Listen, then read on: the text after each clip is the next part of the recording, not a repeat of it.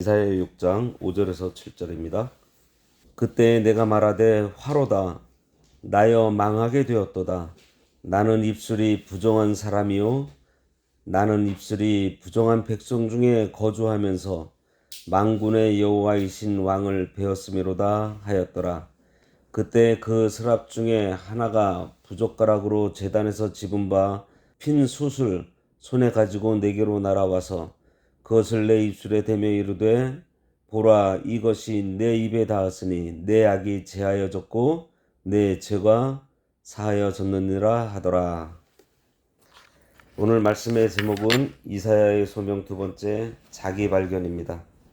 앞에서 이사야가 선한 왕 우시아의 죽음으로 슬프고 괴로워 하나님의 전을 찾아 기도할 때 하나님께서 환상을 보여주심으로 하나님의 거룩하심과 영광 그리고 온 세계의 주권자로 통치하신다라는 것을 이사야가 발견했습니다.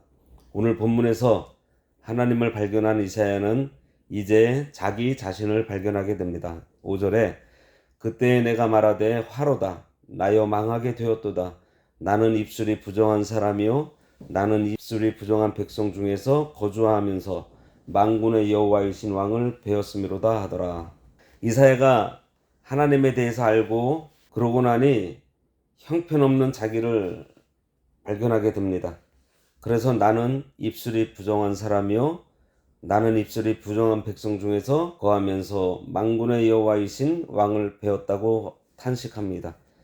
감히 하나님을 뵐 자격이 없는데 하나님의 영광을 봤으니 이제 죽게 되었다라는 거예요. 베드로가 밤새 고기를 잡았지만 한 마리도 잡지 못하고 있을 때 예수님께서 베드로에게 깊은 데로 가서 그물을 내려 고기를 잡으라고 하셨어요. 그때 베드로가 예수님 말씀대로 순종하였더니 그물이 찢어질 만큼 많은 고기가 잡혔을 때 베드로가 예수님을 발견하고 예수님 앞에 엎드려 말하기를 나를 떠나소서 나는 죄인이로소이다 라고 고백합니다. 그 말은 베드로가 예수님을 발견한 후에 자기가 죄인인 것을 깨닫고 예수님 앞에 고백한 거예요. 그럴 때 예수님께서 오히려 나를 따르라 너로 사람 낚는 어부가 되게 하리라 하시면서 사명을 주십니다. 그러니 주님 저는 자격이 없습니다 라고 고백할 때 내가 다 안다 하지만 네가 그 자격 없다라는 것을 깨달은 그 자체가 너는 합격한 거야 라는 그런 의미예요. 자격 없는 줄 알아 예수님만 의지하게 되고 자격 없는 줄 알아 전능하신 주님이 함께 해야만 한다는 사실을 깨닫는 것이 중요합니다. 이사야의 태도가 바로 이런 태도였어요. 이사야가 영광의 보좌에 계신 하나님을 보니 그분은 세계를 통치하시는 하나님으로 죄인인 신분으로 자신이 모실 수도 없고 아니 가까이 하기도 어려운 그분의 말씀을 순종할 능력이 없다고 말하고 있습니다. 선지자는 입으로 일을 해야 하는데 그는 자신의 그 부정한 입으로 감히 하나님의 말씀을 전할 수 없다고 하는 거예요. 자기를 돌아보니 도저히 하나님께서 맡기시는 일을 감당할 수 없는 줄로 알았습니다. 이사야는 하나님을 바로 발견함으로 자신의 현실과 처지를 바르게 알게 되었어요. 인간이 본성적으로 부정한 존재라는 것을 하나님 앞에서는 다 드러난 것입니다. 이사야 자신은 입술이 부정한 사람으로 만군의 여호와를 배웠으니 도저히 감당할 수 없다는 거예요. 하나님께서 사명을 주실 때 일할 자에게 하나님의 위대하심을 사랑과 능력의 크심을 보여주심으로 알게 하십니다. 그리고 자신의 부족함을 절실히 깨닫게 해서 일하게 하세요. 역사적으로나 세계적으로 하나님의 사명을 받은 사람치고 자기 죄에 대하여 고민해보지 않았던 사람이 없어요. 마르틴 루터도 자기 죄 때문에 고민했습니다. 무릎으로 계단을 오르면서 한 계단 한 계단 오를 때마다 회개하고 또 우찌무라 간조 같은 분도 자기의 죄가 너무 크다라는 것을 깨닫고 그 죄를 없애보려고 무지무지 노력한 사람입니다. 그래서 그는 망죄술, 탈죄술, 죄를 탈출하는 기술 이러한 용어를 만들었어요.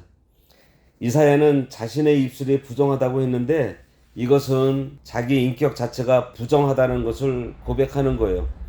이는 속에 있는 것이 입술을 통해 말을 통해 밖으로 나오기 때문입니다. 마가복음 7장 23절에 이 모든 악한 것이 다 속에서 나와서 사람을 더럽게 한다 그랬습니다. 우리 인간은 모두 전적 부패한 존재이므로 거룩한 하나님께 나아갈 때 자기의 악하고 더러운 것이 다 드러나요.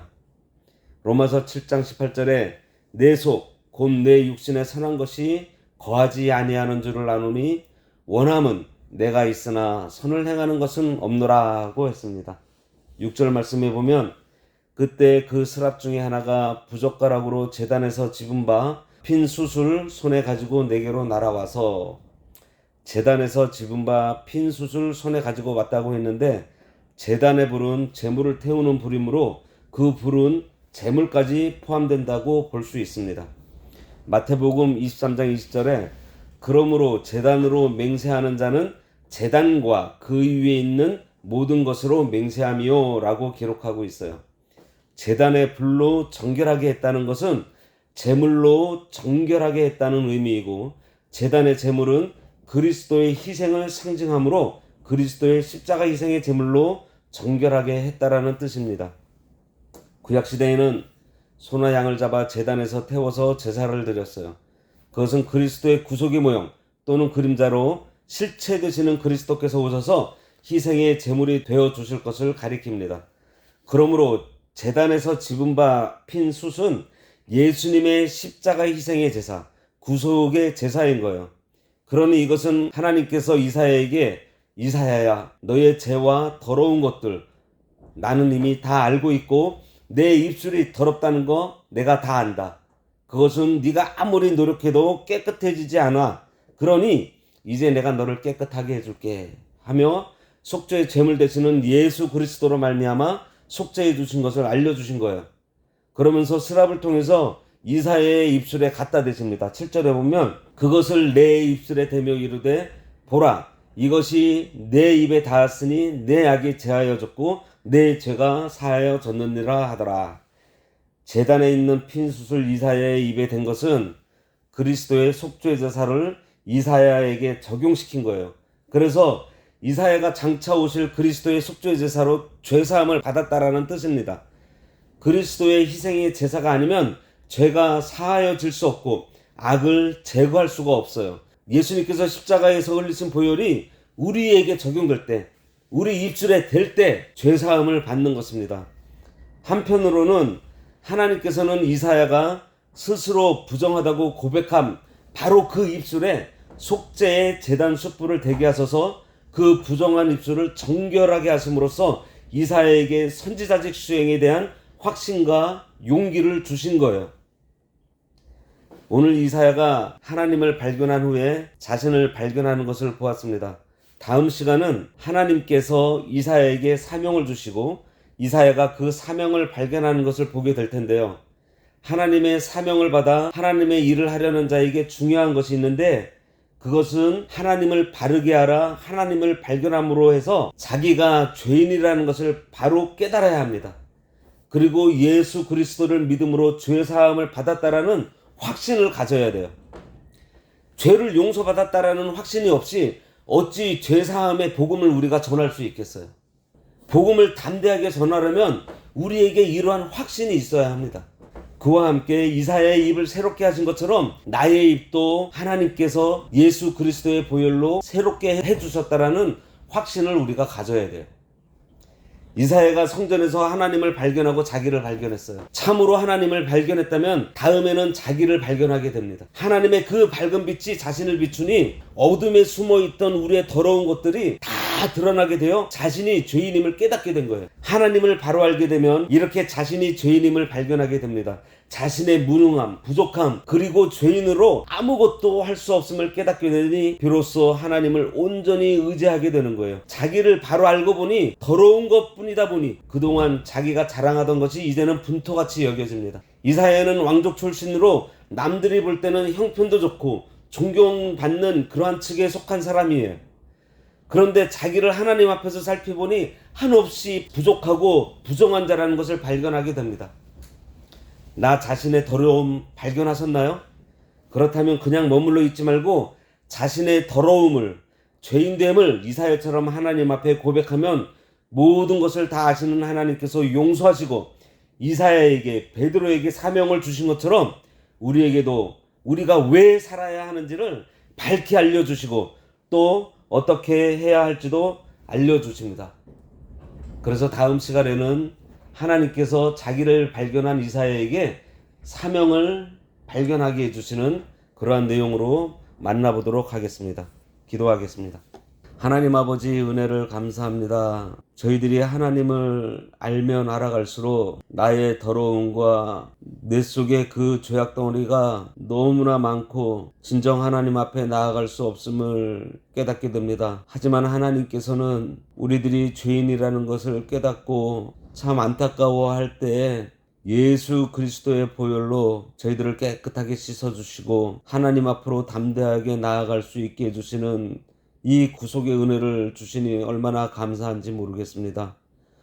그것도 감사한데 또한 우리 아버지 하나님을 위해서 사명을 주시고 또 그 일을 감당하게 나갈 수 있는 능력도 주시니 너무나 감사합니다.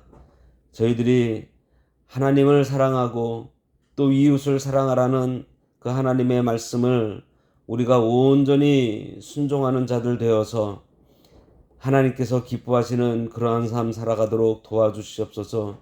오늘 추수감사절 하나님 저희들이 어떠한 행사로서만 이 추수감사절을 보내는 것이 아니라 진정으로 우리가 구속의 은혜를 감사하고 또 지난 세월 하나님의 그 은혜로 인도하신 거 우리가 감사하면서 오늘 하루 온전히 하나님께 감사와 찬양과 영광을 드리는 그러한 날 되도록 인도하여 주시고 성찬 예식 하나님 함께하여 주셔서 그 가운데 하나님께서 주시고자 하시는 은혜를 내려주시기를 바라오며 예수님의 이름으로 기도드리옵나이다. 아멘. 하늘에 계신 우리 아버지여 이름이 거룩히 여김을 받으시오며 나라가 임하시오며 뜻이 하늘에서 이루어진 것 같이 땅에서도 이루어지이다. 오늘날 우리에게 일용할 양식을 주옵시고 우리가 우리에게 죄 지은 자를 사하여 준 것 같이 우리 죄를 사하여 주옵시고 우리를 시험에 들게 하지 마옵시고 다만 악에서 구하옵소서. 대개 나라와 권세와 영광이 아버지께 영원히 있사옵나이다. 아멘.